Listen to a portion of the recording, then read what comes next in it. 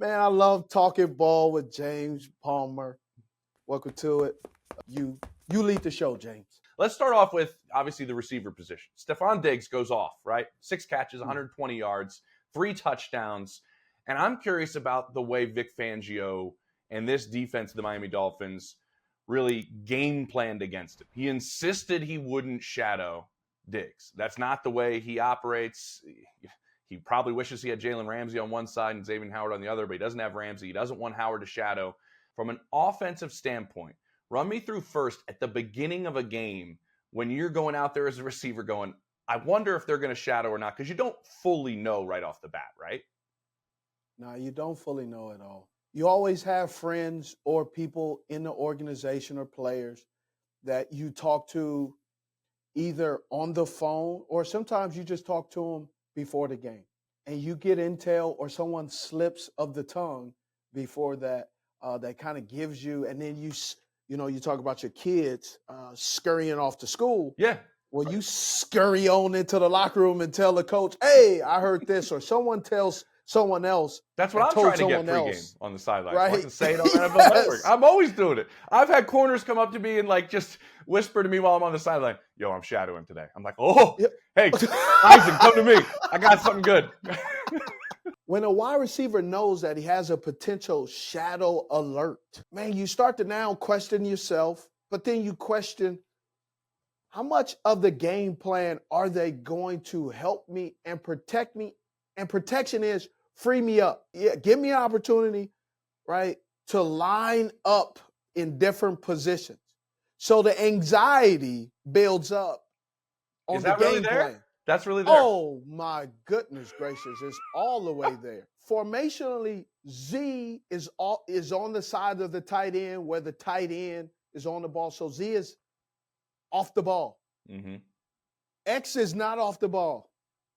X is stationary stand. I have no movement.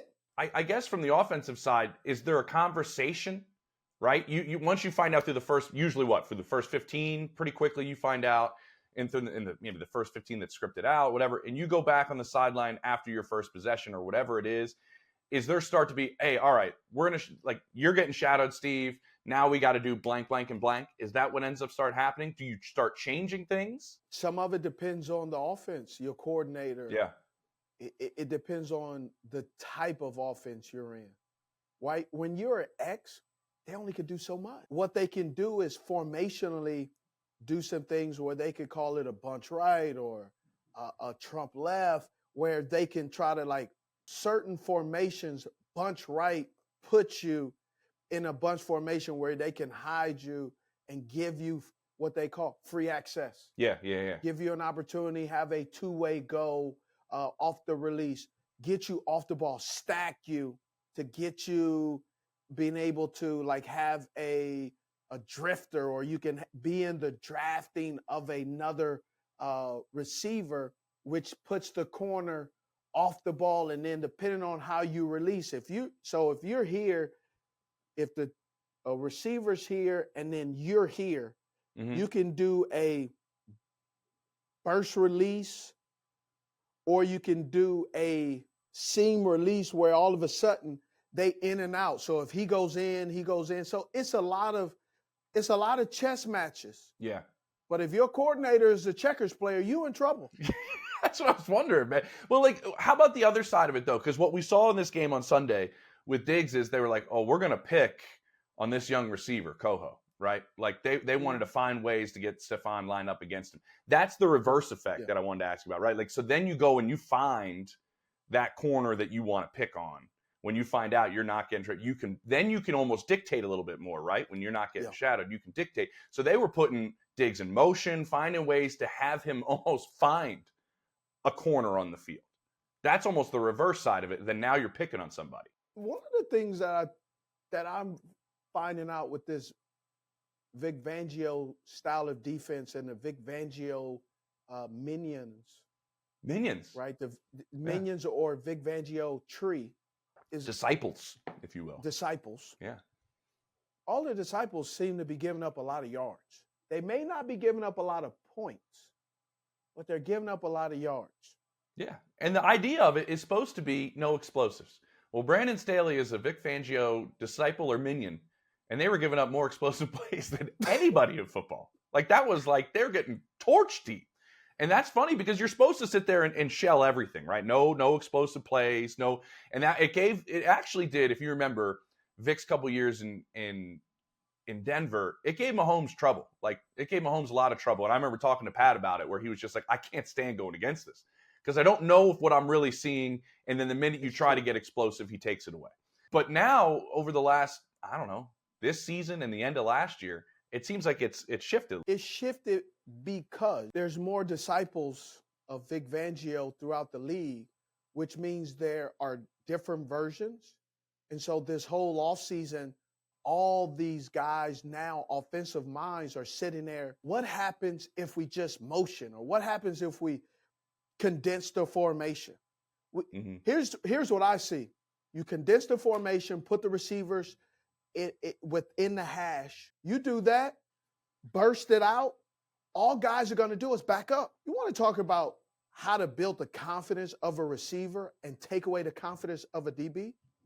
Give me free access. Allow me to release any way I want. Take me back to college. Put hands on me. Oh, college. No, it's not college. You know what it becomes?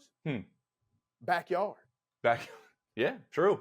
It becomes 7-on-7. But that's the interesting part. Like, one last point going back to that game, Steve, he doesn't bring a lot of pressure either. Like, there's not a lot of exotic blitzes that come from it and things like that. I mean, I've talked to D linemen that have played in the system that are like, man, there's a lot of times I'm told just to hold the point of attack, and I'm not going downfield in a sense. Then your quarterback has some options now. It's a great combination with the right scheme, with the right personnel. Vic Fangio's defense is about not giving up explosive plays, which means you're going to want to get antsy, right? Yep. He that's what he's banking on. It seems like, they're banking on, can you stay disciplined, poised enough to dink, dunk, right? Yep. Levels, intermediate, short. Most coordinators can't. Yeah. But the problem is now, most of these coordinators are all from the same tree. And so they're all playing each other, doing the exact same thing. And that's why there's so much explosiveness in the offenses these days, because they're all running some version of the same plays. All right, let's go to another receiver that just went off, or actually has for the first 4 weeks, Steve. Puka Nacua. We love to say his name. We love to talk about him. Because of the name, I think, mainly. Steve Weich won't shut up about him. Maybe because, he just loves saying the name. But he has more yards, more catches through his first 4 games of his NFL career than any player in NFL history. Was it 39 catches, 501 yards through 4 games? I know you break down all the receivers coming out. And this is a guy, and we're going to talk about why he dropped in the draft for a variety of reasons. But what's your take on him in this Sean McVay offense right now? Because I know you want to find a way to describe kind of where he's playing, and when Cooper Kupp comes back, where he'll be playing and how he'll be used.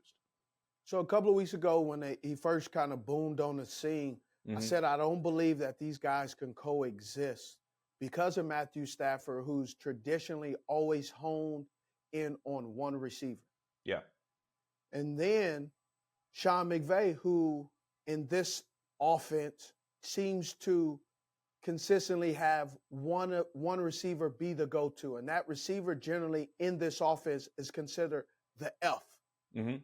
The F position. And the F position is this. You have your 5 linemen. The F position used to be fullback. But now in the Pass Happy League, the F is in the slot. So it's Z, Y, F, X, quarterback, halfback. They're putting Puka formationally in Cooper Kupp's position, but he's a Z. Now, the way they were formationally, I assumed that he was playing the F, but because the formation was dictating him to look like the F, I assumed he was an F. I was wrong. Wow, that's big of you, Steve. Well, I was wrong, but because I'm looking at it from, man, he's lined up. That's the F position. Of course, yeah. So I'm like, bro, he's playing this position. He is playing this position formationally. Got it. But he's playing Z. talked to some sources there, and that's what they told me. And then they say, look, when he comes back, he's going back to Z, and now they're going to, and the word they use is the Robert Woods position, where when Robert Woods, before he tore his knee, he had 1,000 yards. Cooper Kupp has 1,000 yards. I said, yes. But when Cooper Kupp really took off, Robert Woods became decoy Leroy. So now with Puka and Cooper Kupp, it's going to be interesting. Can they consistently give Cooper his catches and targets, and Puka his catches and targets, and Ron Williams and Tyler Higbee and Tutu Atwell? And that's the thing, Steve. Like, it's funny when I talk to people there, it was, oh no. When Cooper Kupp comes back, Puka's going to have a role. Now I'm listening to you going like, what's that role? Decoy. And the role is, we don't know what and I don't think they know what the role is going to look like. He understands playing and sitting in zone coverages, understanding I have a limited opportunity, and ultimately he's a grinder. His game speed is so much faster than his 40 speed. The thing that I keep being told about Puka, I love that you said grinder, because like if you talk to Matthew Stafford, you talk to guys, they're like, hey, go look what he does in the run game. Go look what he does blocking. Go look what he does as a physical wide receiver. Like, he actually likes all those other aspects of it. But there's different types of speed, Steve. Like there's situational speed, there's short yardage speed. Yeah. I'm kind of curious, like, where do you see Puka have the speed strengths? I know you say he's faster in a game than you say in a 40. Is it in those small spaces, getting from here to here? Even though it's a short distance, you create separation quickly. What's his speed that you see? What I've noticed in watching his film and even breaking it down, his knowledge of the game. Not every player understands the why. Puka understands exactly. He knows how to be horizontally fast, but he also knows how to be vertically fast when he needs to be. He can manipulate, he can go inside, get outside, and still keep the leverage to where his route doesn't take him out of the play. His route running ability makes him become part of the play, even when he's not part of the play, which tells me he understands the whole scheme and what his role is and what the other person's role is as well. I'll give you an example. Depending on the defender and how his technique was, I would walk off the line / skip, because the defender knew. The defender was like, man, he's coming off half speed, lazy. Man, I'm in cover 2. I got to get to this corner. My responsibility is the corner. I got to bite. So he would go, and I'll skip off. And I would force the quarterback to look at the corner. And the corner route, it's 15 yards. I'm the first, said go, I'm coming off 1, 2. Then I would skip. And then the corner, and so whoever's in the slot will run the corner. He's 10 yards into his route. Bro, they already throwing me the football because the corner's bailing out, because he has to respect the corner because they're in zone coverage, because he knows he has to hold the quarterback for not throwing the ball to give the corner on the hedge, the safety, enough time to get to the corner. So the quarterback, throw it to me, bang, catch it and go. I was able to manipulate the quarterback and the play to get myself the football. And that has nothing to do with speed. That has nothing to do with speed. That has to do with knowledge of the game, of my offense, and of my defense, of the defending defense. Yeah. I think people don't talk enough about, Steve, speed within a route, right? And not just go, the ebb and flow of the speed within a route. Like, go talk to a safety, like say like a Derwin James or somebody like that, about like, why does it always look like Travis Kelce is running by everybody when he's not the fastest man on the field?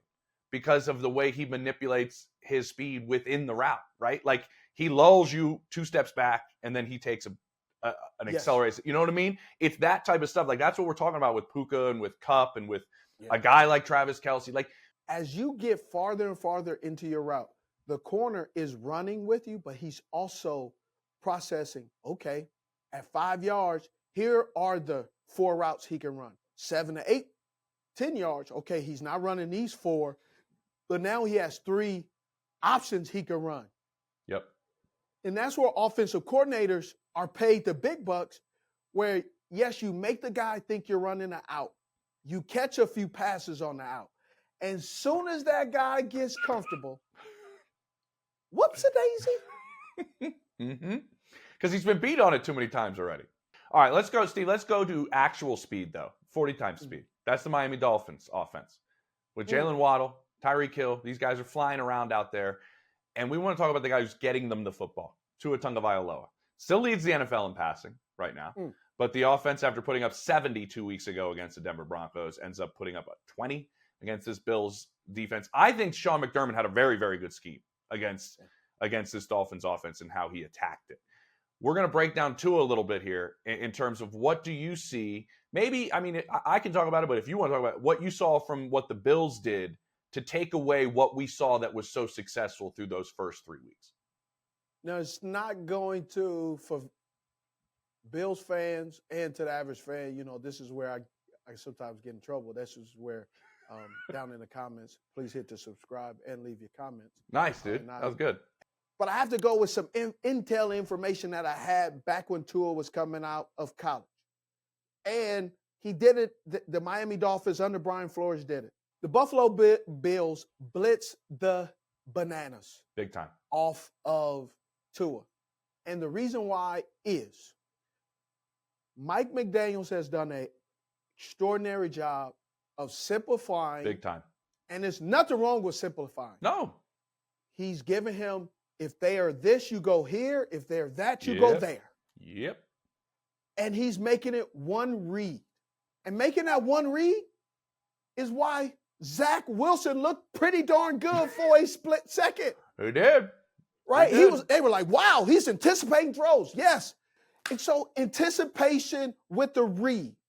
But what gets Tua in trouble is this blitz is when he has to process for a very long time, which means I am convinced they need to work on his 2-minute awareness, meaning that's a good point. Sitting there, getting the call, and then looking at the defense and going, okay, no, going through his progressions. Mm-hmm. Tua has yet, and that's what happened. The blitz came.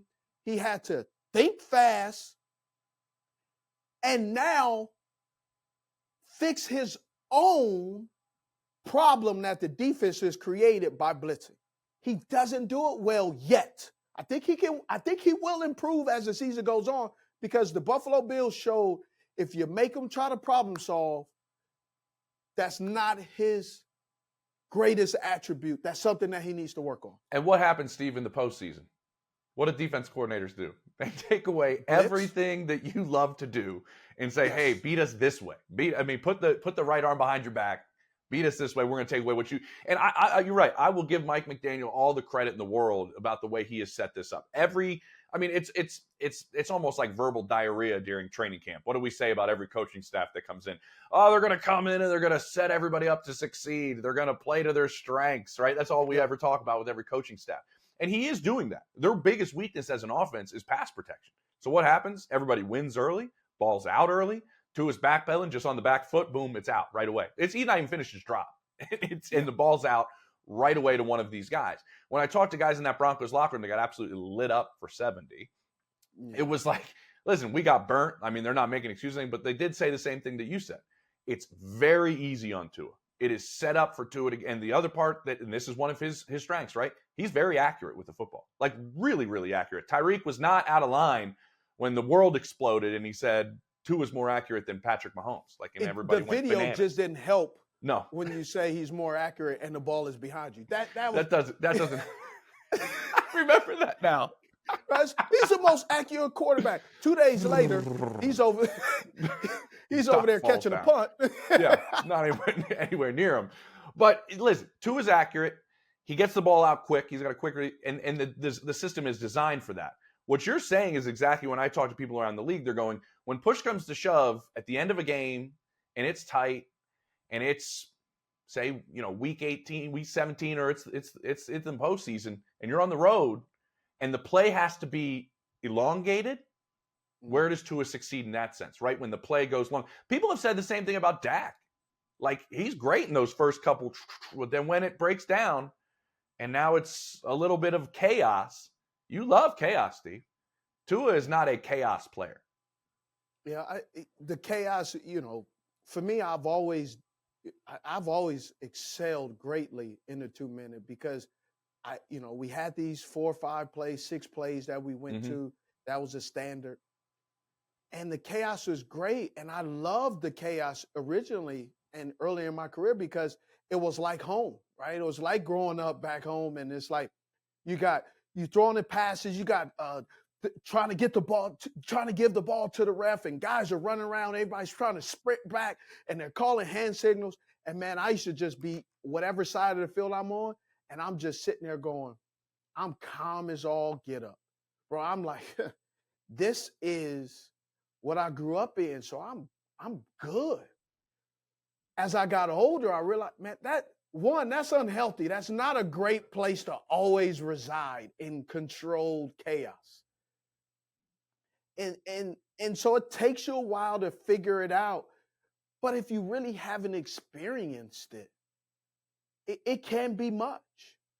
And that's why some teams or some players or some coaches, quarterbacks, the 2-minute drill sometimes is not always fluid. It doesn't look great. It doesn't seem great. Great example, transition.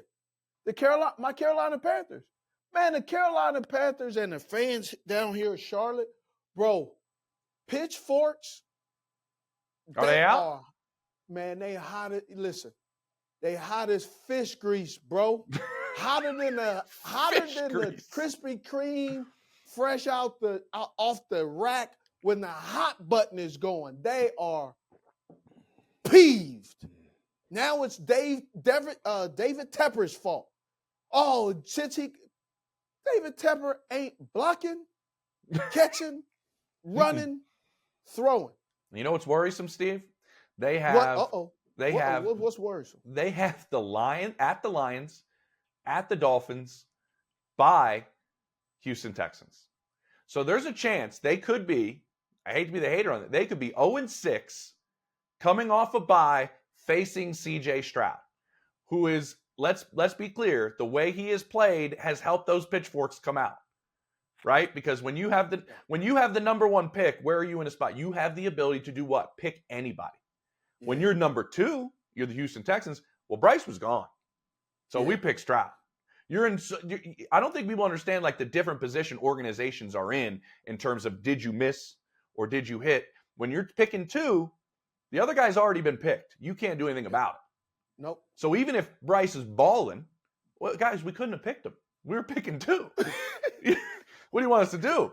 Now, when you were 1 and you're going through some growing pains, and again, we are 4 games in, and he's only played 3, and the guy who's going 2, who you had the option to pick, is balling out, then it's your organization's in a different situation because you could have had the other guy. Every rebuild is different, man, and people don't get that. People are already saying that, Bryce, oh, man, we got the wrong guy. Oh, he can't play. It's 3 games he's played. 3 games. Played 3 games.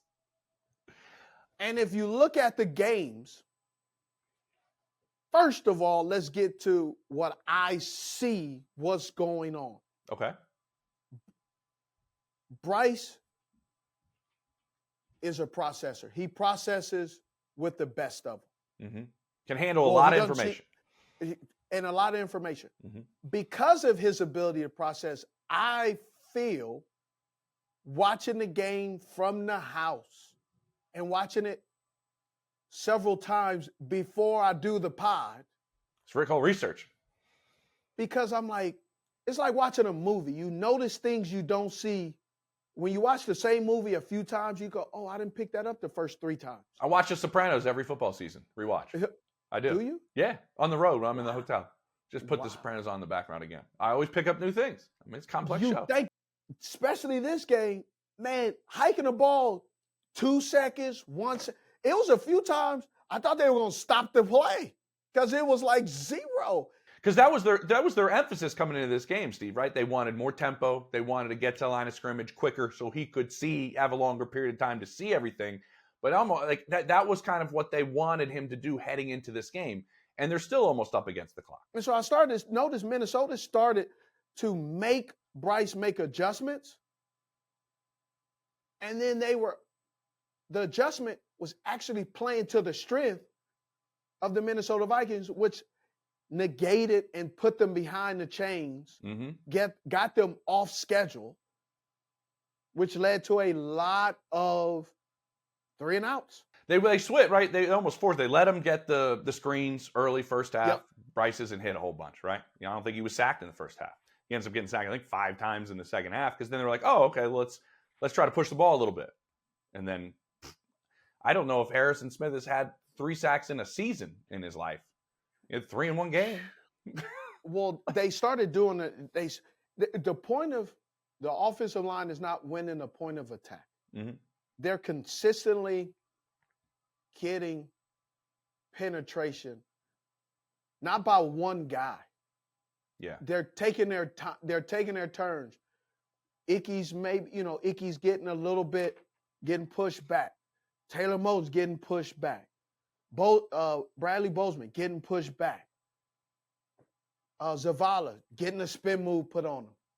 What you're seeing is a young team a coaching staff who's trying to implement their system with some of the players that they want, some of the players that they drafted, and then some of the players they've inherited, right? That they inherited that can be a good player, but not after one off season of learning who that player is and putting our offense together at the same time and discovering what that player is not on the football field.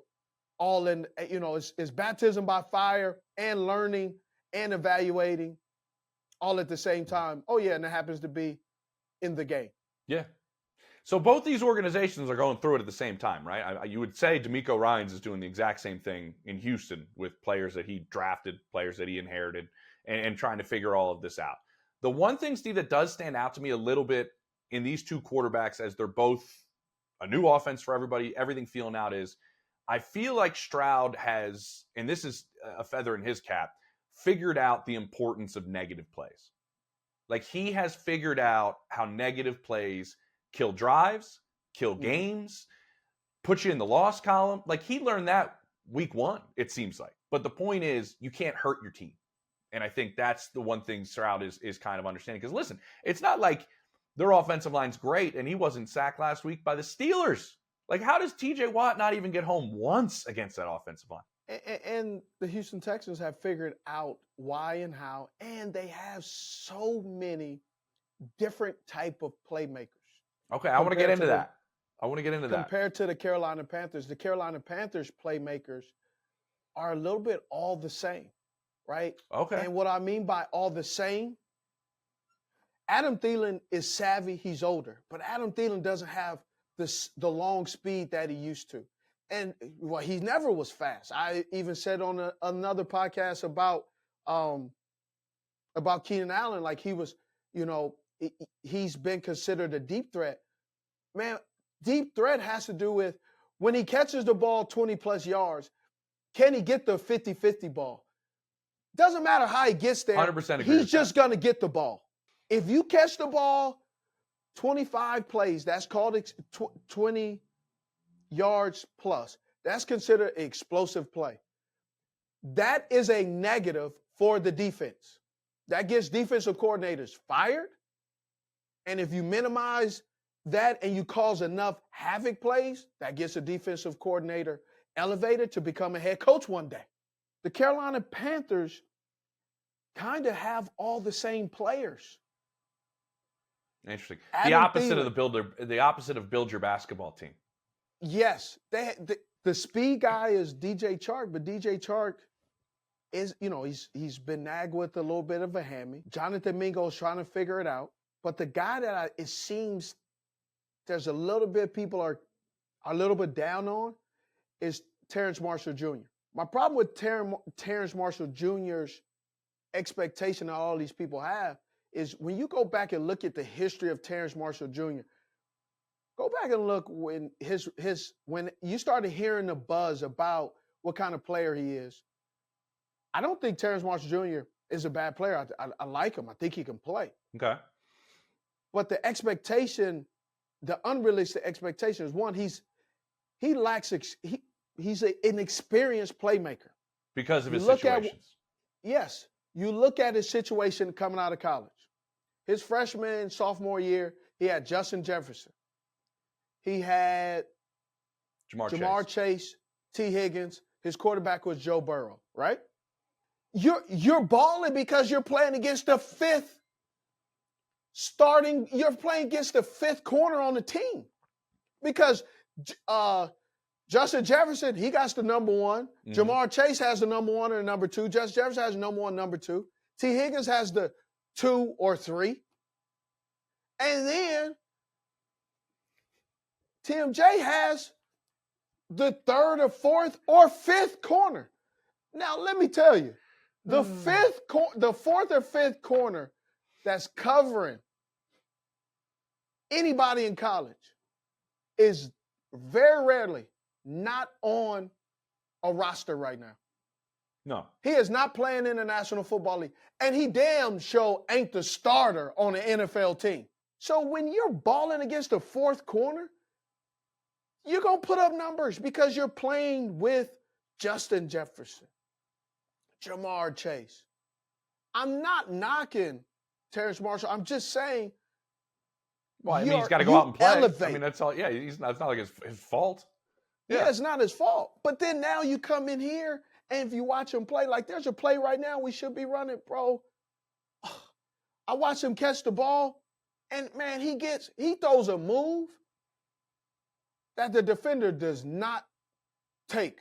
He goes in motion, catches the flat, throws a move, and gets flipped.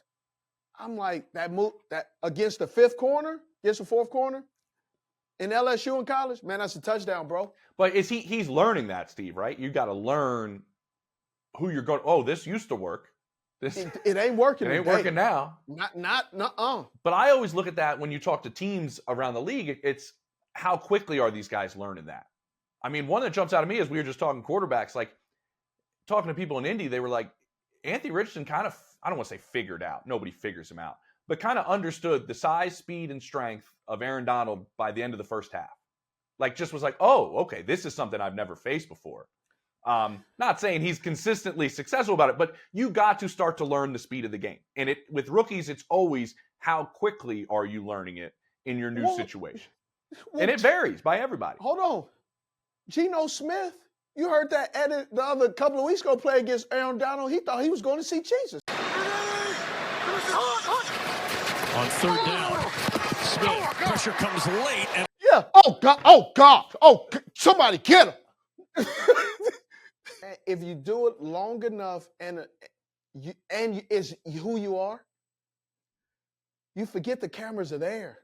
You just like, hey, man, that was a bogus call. Hey, Gino, I'm talking to America. Oh, my bad. I'm talking to America right now. My bad. I forgot this was televised. I just needed to complain. I'm sorry. That was a bad call. Yeah. I'm sorry. But you know what? I sincerely disagree.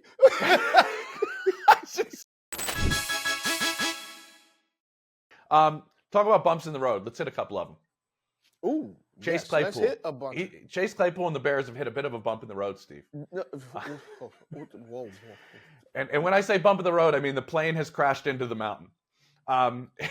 It has been an insane 7 days, roughly, for the Bears. I'm curious, with all your time in the league, because let's break this down. This has happened, and I'll get to Claypool real quick.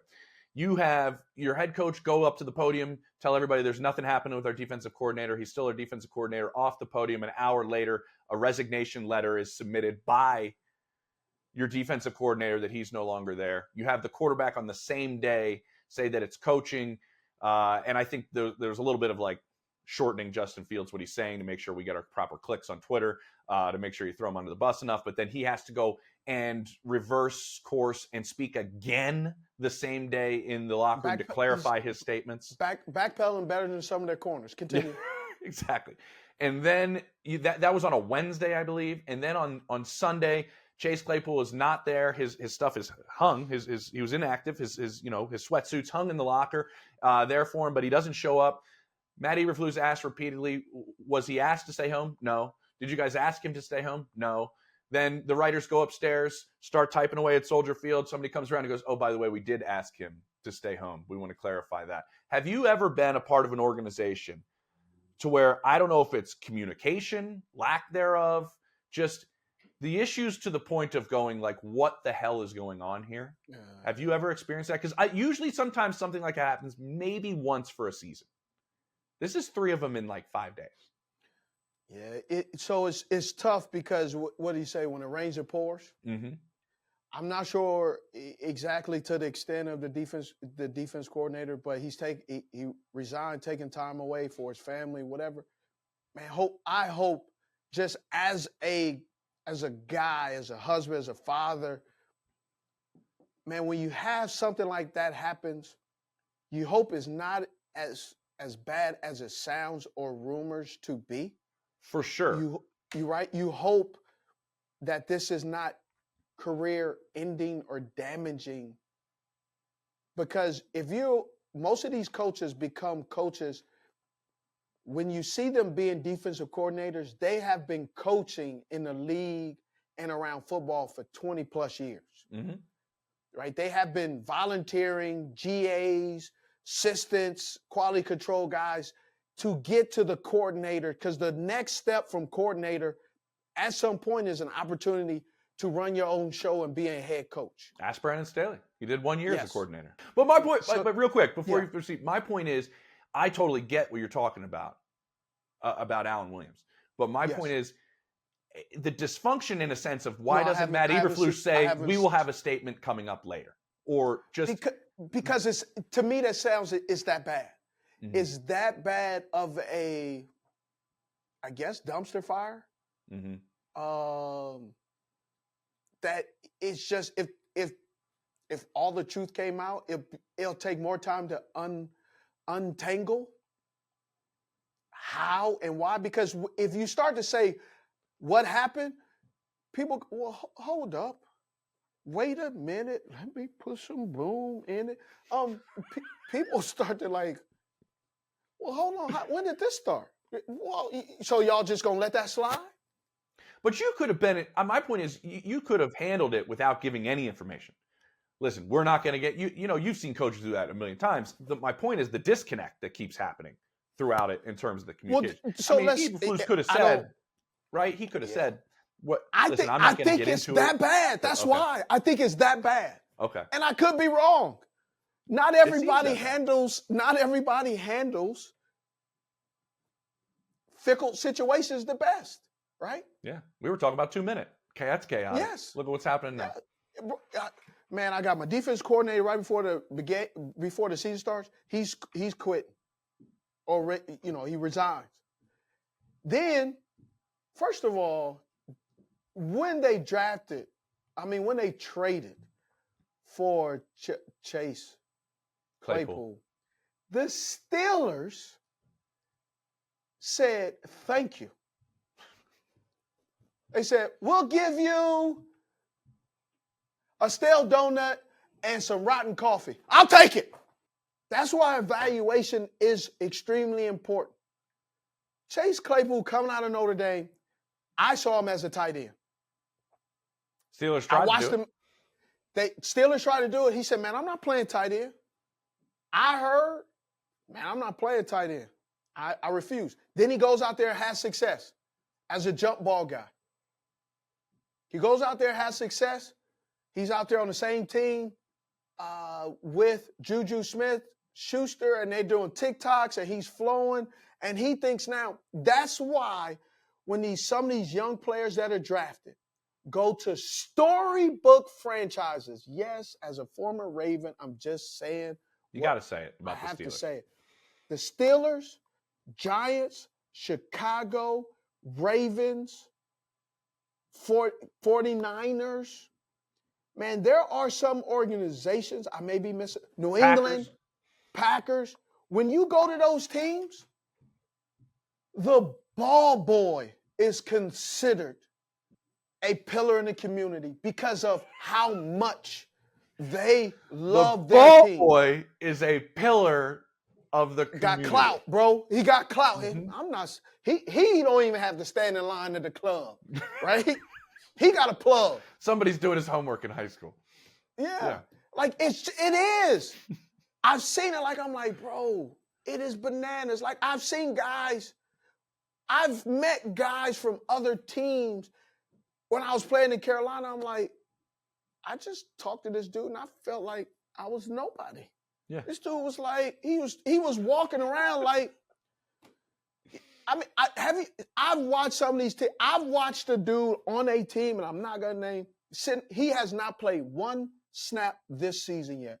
My man got 3 different chains on the sideline with designer tennis shoes and he has not been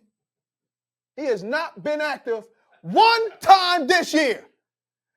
Has not played a stickity snap. Wait, what, is he in one of these? You can't give it away? He's on one of these franchises, though? These storied franchises? Not doing it. My point is walking around like, yo, I'm in the league, dog. And I'm on one of the best teams.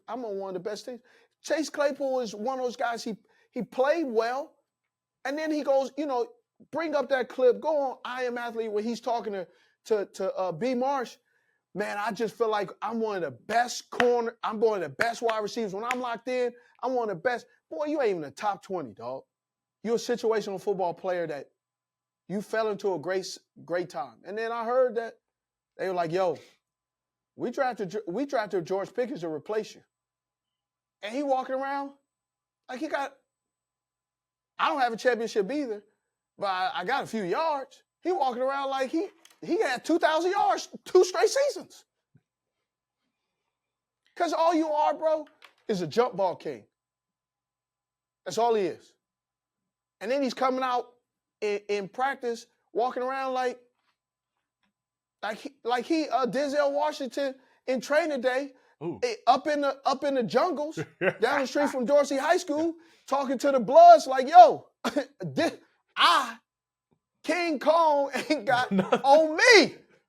The other issue with this, Steve, is like the Bears have said that the lack of effort, in weeks 1 and 2.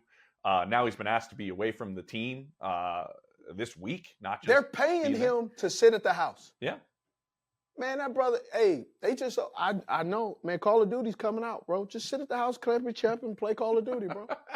All right. So listen, I'm going to talk about some receivers though, Steve, that I do think have a little bit better makeup than we've seen from Chase Claypool so far.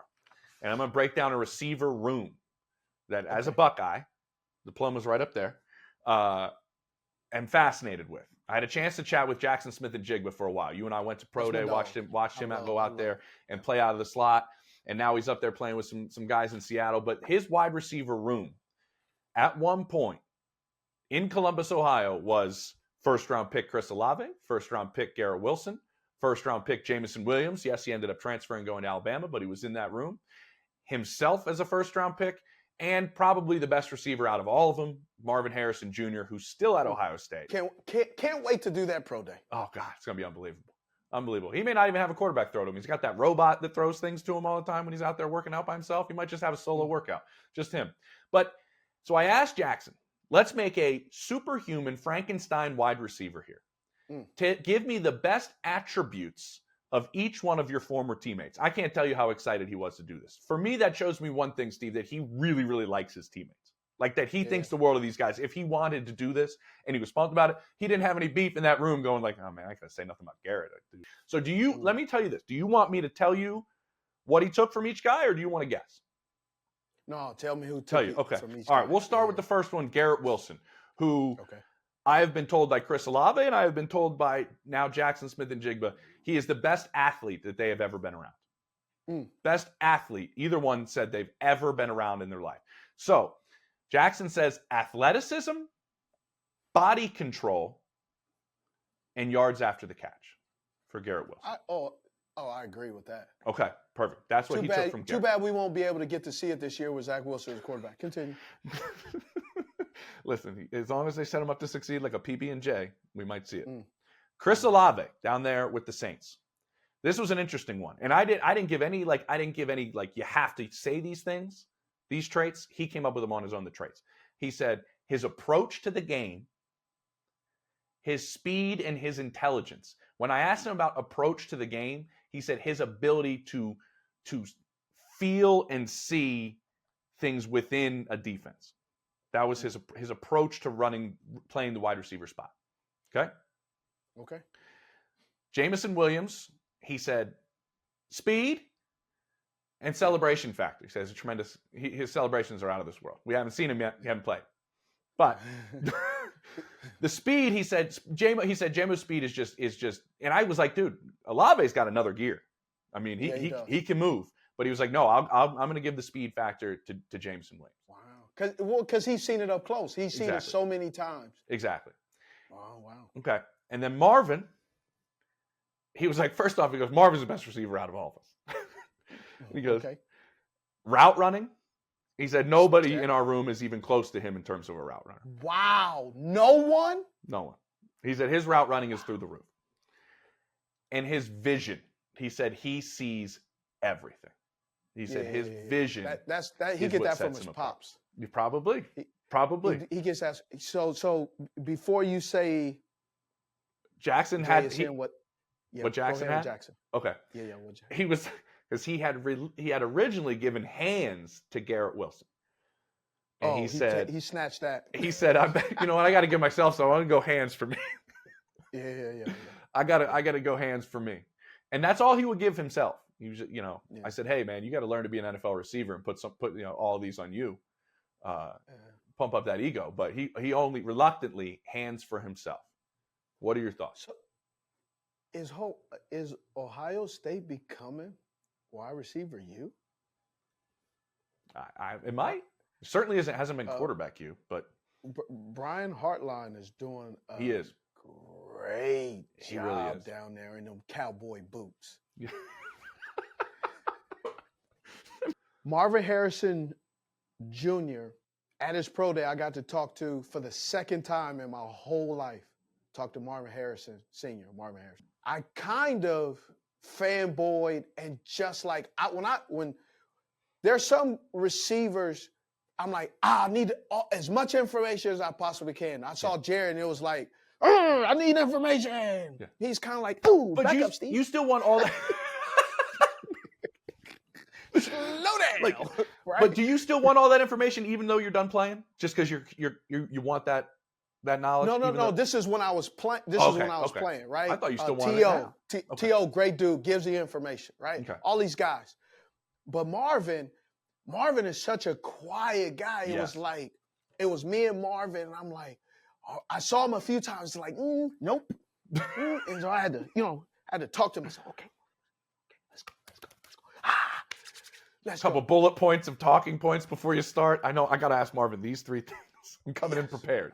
It was so good because I watched Marvin over the years, like his ability to use his speed, he could slow it down, his body control, how he would place himself between the ball and himself, but the ball and the defender, and still not put himself in harm's way. Bro, it was like the highlight of my day, and I was at the Pro Bowl. And there's a lot of highlights to have at the Pro Bowl, too. But it was talking to Marvin Harrison about football, and I was just asking him, and he's not a talker. He's very, low key. He was so intentional. It was like, I was like, I'm done. Yeah. I made it, doggy. This is it. Was he one of those guys when you talk to him where you walk away and go like, man, this dude just has it figured out. Like he's just got a cheat code on life a little bit. Like he just understands. He gave me the knowledge. He was your splinter. I was like, I was like, you know what? I need to. Oh, he's gone. Just gone. Because I had a follow-up. It was like, you know, you get this information, you're like.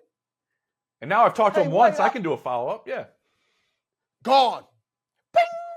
God, just vanished. So at JSN's pro day, I got to see Marvin, and I told him, I said, you know, that time we talked at the Pro Bowl, he says, you still remember that? I said, yeah, I still remember it. Mm-hmm. And I said, can I tell you what it meant? He goes, what? And I'm kind of getting emotional saying it right now. Yeah. Oh, wow. Okay, go, Steve. I said it meant everything to me because there's so many guys, right? I was drafted with Santana Moss. So I didn't really I didn't look up to Santana Moss. It was a little bit of competition, but I respected and loved the grind. So it was always good with Moss. But with Marvin, it was like I watched him on film like a stalker. I just watched everything he did, why he did it, how he did it. Back in the day, they had turf. I don't know who I was with. I know I wasn't with Nike at the time. And I was playing Atlanta, and Marvin had some Jordans on turf. So I was like, well, Marvin balled in them. So yeah, I got to do this. I got to play in some Jordans. Yeah. So I was playing in Jordans because Marvin. I wasn't even with Nike. I couldn't even wear Nike. But I was like, getting my Marvin Harrison on today. Yeah. Right? And Marvin was just one of those players, man, that like I so wanted to be like him. I wanted the presence on the field to say, where's Steve? You know, when they talk about, you know, you talk about opposing receivers, there's like, okay, coordinators always say, where's that player? When I watch film, they're showing the play of the Colts, and the ball could be going to Dallas Clark. It could be going to Anthony, who's now a senator or whatever, Gonzalez, who played Ohio State. Yeah. Brandon Stokely? Brandon Stokely. Man, I ain't watching none of them dudes. Reggie Wayne. I'm watching Marvin Harrison. What is Marvin doing on a run play? Did he blow his nose with Sharman? Give me Pack Sharmans, please. Right? Just whatever Marvin did, I wanted to follow. Right? Jerry had already been, this is where his hairline was back here, and he was already with the Raiders. So, yeah, right? But when right across there? Yeah, with Marvin, I just think the world of him. What he was able to do, how he did it, and the way he went about his business was just so different. I wanted to know, how can I be close? Does that make you enjoy watching Marvin Jr. then? Like because of or more of an extra eye, or more of a fascination because you're like, this is the son of the guy that I just couldn't stop studying. I got to see how he plays, how he moves. Is it like Marvin? Is it like, you know what I mean? Well, so I asked Marvin, and Marvin said what I was thinking, but I wasn't going to tell Marvin that. No. Sit on your hands. Junior's better, bro. Really? Junior is better.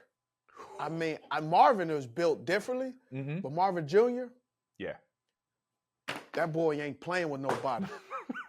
Like, he's just a different dude. What is it?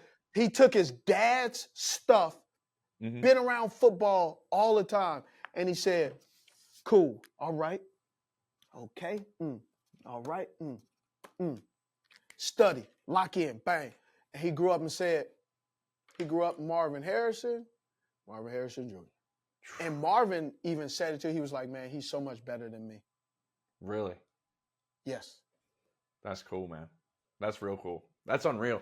Like he has everything, right, Steve? Like, does he have a part of his game? He got that and a bag of chips, bro. Yeah. It's wild. The catch he made last year is the one that stands out to me the most. The one where he was literally getting pulled out of bounds and then somehow just tapped his 1 foot down. Like, remember, his whole body's getting pulled out of bounds and he's bent backwards and he's just like, oh, I got to get a foot in real quick. Taps it. Didn't even look human. Here's what makes Marvin Harrison Jr. such a dynamic football player. Because he's been around ball so much. in my humble opinion, Marvin Harrison Jr. is in his bag soon as the game starts. Like, it takes players a little bit of time for the ball to be like the football becomes the size of a volleyball or becomes the size of a basketball. Marvin Harrison Jr. is the ball. He's in the zone already. It's pretty cool when you have an entire room of first-round picks that probably if you gave them all truth serum, or you don't even need to, I don't think. I think Garrett said it and Olave has said it. And I think Jackson said it. Yeah, he's the best receiver. I mean, for receivers in the same room to admit, no, this other guy's just better than all of us. And he's not even cool. Bro, I watched him just warm up, and I watch him warm up his routine, and I'm like, sometimes they always say, the inheritance or the legacy of someone, they say the second doesn't always get the same attributes. Yeah, like Ninja Turtles 2, Secret of the Ooze. Yes, thought it was going to be superior, but it wasn't. Yes, he got it. He got it. Boom. Steve, you want to wrap this up with a little Kirk Cousins getting, like, what are your thoughts on the pick 6 on Cousins real quick? Here it is. Well, he was late. First of all, hold on, pause it. First of all, he's late to this throw. They're running, look, 3-by-1. Oh. They're running. This show's going full circle. You have I know, isn't that clutch? So you have TJ Hawkinson. Hawkinson is running. They're going to make Sam Franklin run over the hump. Then you got Osborne going to the flat. You got to throw the ball right now. There's no rush. I think there's a little bit of rush coming to his left side, so he has to step up. But he just got to throw it right now. He's open now. He's got him. Then he throws it to the inside shoulder because he's late. Sam Franklin picks the ball off. And then Kirk Cousins, first of all, pause it. Right there before, I got to say this. Kirk Cousins will never be Superman. Okay? Fact. He ain't Superman. Kirk Cousins is Clark Kent. Okay, that's fine. Clark's had a pretty successful career. Yes. Just right at the Daily Bugle, do not try to stop any villains. Mm-hmm. Now run it. Watch Clark Kent in the fullest. So he's getting there. Yatta! Wow. So you don't want him to make the play. You want him to write about the play. That's what, yes. You that close, man. Take a picture. Why didn't he do the total, like, I'm curious, Steve, why didn't he do the total quarterback thing where they make it look like they're running real hard in this play, but they're just making sure they're not running fast enough to get anywhere close to getting the end? Because when you're a square, bro, you got to go all out, man. I like it. Now, it cost him. Now, I would give him a 10 on his ability not to harm himself by falling on his neck, because some people say, oh, that man, that's dramatic. He didn't get hit that hard. Mm-hmm. When you're going that fast, when you have that govern on that golf cart and you actually turn the govern off the few times you are allowed to, he's hitting a speed he rarely hits ever. That's true. So his body was just adjusting to his body was going, I don't remember when I've gone this fast. I've never run this fast, and I definitely have not been hit running this fast. So his body just naturally responded. It's fast. Yeah. Well, Steve, that's what you have. That's what you have. Yep. Steve, I appreciate you having me on, man. I love this. I'm going to be back a bunch this season. I'm going to tell you that right now. That's what I'm talking about. Oh, the last thing before we close. Yeah. I didn't know you went to Ohio State, bro. You didn't? How did I not bring it up to you once or 11 times when we were standing in the Woody Hayes Athletic Center? Because what happened to Utah? What do you mean? In a Rose Bowl. Oh. And Michael Robinson just finally admitted on there the other day, he was like, I've been waiting to tell you what happened to your Utes. And I was stunned. I was like, oh, damn. So, hey, appreciate it. You're the best, dude.